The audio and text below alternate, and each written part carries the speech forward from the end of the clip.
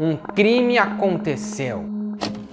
Um banho de sangue na menina loira e bonita, que tem uma mãe possessiva, sofre bullying na escola. Isso daí, meus amigos, é Carrie a Estranha. Só que a gente tá falando de Turma da Mônica, a série, que começa quase igual, com a diferença de que não tem sangue e sim lama. Foi você! Eu sou o Jusenei, tu tá no Projeto Coneta e hoje a gente vai falar sobre a Turma da Mônica, a série. Será que ficou boa? Será que ficou ruim? Depois da vinheta. Ai, ai, dessa vez eu viajei.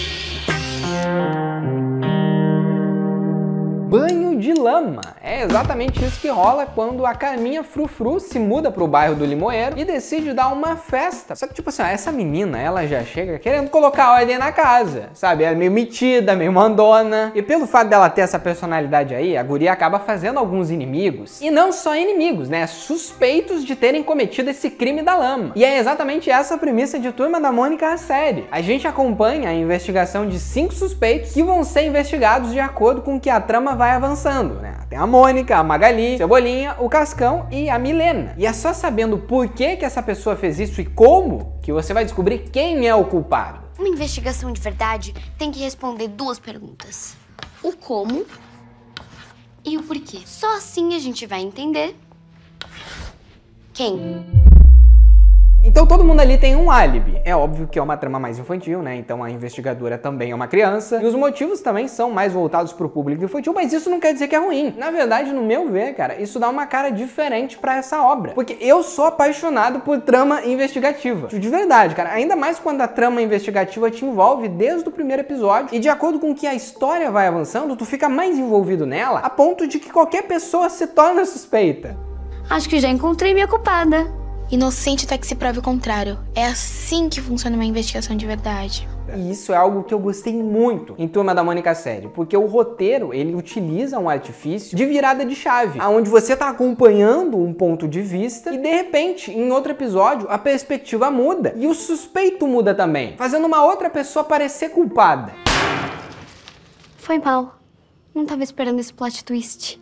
Então isso é muito criativo, você pegar vários personagens dentro de uma narrativa e mostrar as diferentes perspectivas deles na mesma história. O Cebolinha naquele dia tava fazendo isso e pensando isso, enquanto a Mônica tava fazendo isso e pensando aquilo. E na minha visão, perspectivas diferentes enriquecem muito a trama. Porque como a gente tá falando aqui de uma produção que não tem uma escala tão grande quanto os filmes da Turma da Mônica, a alternativa de dar profundidade para cada um dos personagens que a gente já conhece, dentro de uma narrativa investigativa onde todo mundo é suspeito, isso enriquece e envolve a gente muito mais no seriado. Porque a série da Turma da Mônica, ela começa aparentemente com uma perspectiva de que tem alguém querendo se vingar dessa menina que tá fazendo bullying com todo mundo. Porque de vista, a Carminha Frufru é a vilã. E o que tava parecendo ser uma trama bobinha de vingança vai ganhando mais profundidade e mais tensão de acordo com que os episódios avançam. Porque no primeiro episódio a gente é apresentado a Mônica e mostra que ela já não gosta dessa Carminha Frufru, porque ela tá batendo de frente com as ideias da Mônica, chamando ela de brutamonte, roubando o grande amor da sua vida, o Cebolinha. E aí, logo no primeiro episódio, tu fala, tá, é a Mônica, é óbvio que é a Mônica, sabe? Quem mais seria? Até que o roteiro te mostra o ponto de vista da Magali. Na verdade, ela não tava na festa, ela chegou depois do crime. E isso é muito suspeito, sabe? Alguém que não tava na festa e chega só depois do grande ato da lama acontecer, é bem suspeito também. E aí, nesse momento aí, eu comecei a ficar, cara, isso tá interessante, sabe? Não é tão bobinho quanto eu tava pensando. Porque daí tu descobre que no ponto de vista do Cebolinha,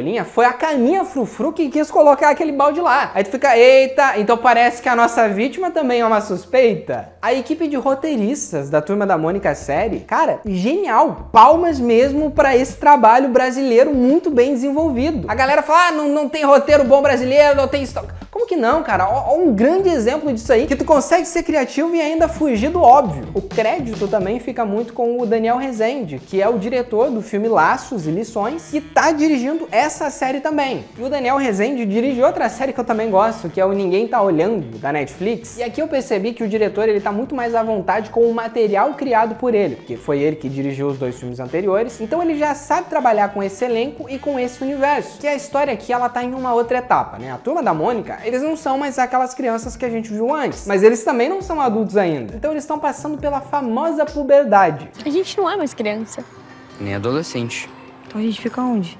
E eu senti que parecia que tanto o diretor quanto o elenco se encontravam muito mais à vontade nesse universo, porque já é a terceira vez que eles estão fazendo isso. E ainda por cima conseguirem se desprender do material original, porque os dois filmes eles são baseados em quadrinhos, enquanto a série de TV foge dessa proposta. No filme, os personagens da Mônica, do Cebolinha, Cascão e Magali, eles são aqueles estereótipos que a gente sempre vê nos quadrinhos. A Mônica é a brutamontes, o Cebolinha fala errado, o Cascão não quer tomar banho, a Magali só pensa em comer. Aqui nessa série, eles não estão mais definidos pelas personalidades estereotipadas que eles estavam antes. Existe um avanço e uma desconstrução do que foi feito antes. Por exemplo, uma das evoluções que eu mais gostei foi a do Cascão, com certeza, porque ele é o personagem mais estereotipado dos quadrinhos da Mônica. Ele nunca toma banho. E isso nos quadrinhos funciona. Só que no mundo real onde a gente vive, essa personalidade não é muito bem vista. Então o personagem ele tem um conflito e consegue se desprender de quem ele sempre foi, sem destruir o original. Assim como o próprio Cebolinha, que sempre fala errado com as palavras com L, mas aqui a gente vai entendendo por que ele faz isso e também não destrói o material original. Porque você ainda fala helado às vezes? Só quando eu tô nervoso. E a gente, como espectador, também torce pra isso acontecer, né? Porque uma hora ou outra, os personagens, eles precisam evoluir. É assim que funciona uma trama, né? A gente começa de um ponto de partida e pra chegar no outro ponto, tem que ter uma evolução do teu personagem. Então todo mundo muda aqui. A Mônica, a Magali, o Cebolinha e o Cascão. Que, ok, eles funcionam daquela maneira nos quadrinhos? Sim. Mas o Daniel Rezende entendeu que eles não iriam se sustentar pra sempre com essas personalidades. Tanto que eu gostei até mais da série da Turma da Mônica do que dos filmes. Porque aqui eles conseguiram aprofundar e desenvolver os personagens que nos filmes e nos quadrinhos não fica tão bem explicado. Eles explicam pra gente porque que a Magali não consegue dizer não, ela tem medo de decepcionar as pessoas. E isso faz com que ela se alimente sem parar. Eu não consigo dizer não pras pessoas. Porque eu quero agradar todo mundo. E pelo fato dessa produção não ter uma escala tão grande como os filmes, eles adotam outros tipos de linguagem para contar ela, né? Enquanto nos filmes a gente tem aqueles planos longos, aquelas fotografias magníficas, aqui é tudo mais simples, acontece em 2 cenários basicamente, e eles utilizam a linguagem de série, né? Muito utilizada principalmente em sitcoms, né? Que são situações do dia a dia. Mas eu vou te dizer que para mim o grande acerto dessa série é você dar uma profundidade pro vilão e mostrar por que ele age assim, né? Todo mundo tem uma história por trás. Isso é meu! Tá enxergando direito, Carminha? Calma, bem. O que você quer? Vestido, maquiagem, te dou tudo. Porque a própria Carminha Frufru, ela é introduzida como um estereótipo de uma menina rica e patricinha que se mostra muito vulnerável e muito frágil no decorrer da trama. Tanto que chega no final, ela é muito mais uma antagonista do que uma vilã, a ponto da gente conseguir entender ela e até ficar do lado dela. Porque eu não sei vocês, né, mas no meu ponto de vista, a Mônica tava mais errada do que a Carminha Frufru, né, de roubar o diário dela. A única coisa que eu vejo que poderia ser diferente é a redenção do vilão, né? Porque a gente tem a Carminha Frufru como a principal vilã, só que aí existe uma reviravolta, então o ponto de vista muda. E aí a série mostra que o grande vilão por trás disso é o Feitoso Feioso, que quer se vingar da mãe da Carminha Frufru, que ela fazia bullying com ele quando ele era mais novo. E assim, olha, eu acho que ele tem uma boa motivação pra estar fazendo aquilo. Na verdade, eu gostaria de ter visto o plano dele se concluindo. E chega no final, ele na verdade é muito mais uma vítima do que um vilão. E a série não dá espaço pra redenção dele, mas dá espaço pra redenção de quem fazia bullying com ele, né? Que no caso é a mãe da Carminha Frufru. Eu fiquei, cara, mas coitado do maluco, sabe? Ele que é a vítima da situação inteira. Eu entendo esse cara. Então quer dizer que você armou essa vingança por conta de uma brincadeira de escola?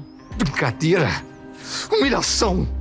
Eu me isolei por culpa sua! Essa série da Turma da Mônica, pra mim, foi a versão definitiva de live action. Ela conseguiu consolidar esses personagens. Pra mim, agora eles são os definitivos. Versões definitivas de live action da Turma da Mônica. E me deixa muito triste, cara, que eles vão mudar esse elenco. Bem agora que eles estão se tornando a Turma da Mônica jovem, cara. Tanto que a série fez propositalmente essa desconstrução. Mostrou eles novinhos, com aquela roupa clássica. E no final, eles estão jovens, estão adolescentes. E aí tu vai mudar agora, quando o jogo tá ganho, sabe? Quando a galera já abraçou esse elenco. Pra mim, tiro no pé agora, sabe, tu mudar o elenco, colocar outros atores pra interpretar eles jovens, sendo que geralmente é assim em produções, sabe, em Stranger Things é assim, tu vai crescendo de acordo com a temporada, mas enfim, né, quem somos nós pra interferir nessas decisões aí, né? Espero que eles mantenham esse elenco, que tenha uma segunda temporada, porque realmente é uma série que eu gostei, é uma excelente produção brasileira, eu acho que quem não assistiu, vale a pena conferir. Quem assistiu, me conta aqui nos comentários o que achou, qual que é a tua nota pra série. Quero saber se tu curtiu, se não curtiu, deixa Deixa um like também se tu chegou até o fim desse vídeo. E aproveita também e me segue no meu Instagram, porque por lá eu fiz um post mostrando algumas histórias polêmicas por trás da Turma da Mônica. Tá muito legal, tá? @Matheus Jusinski, que tá aqui na descrição. E a gente se vê no próximo vídeo. Tchau!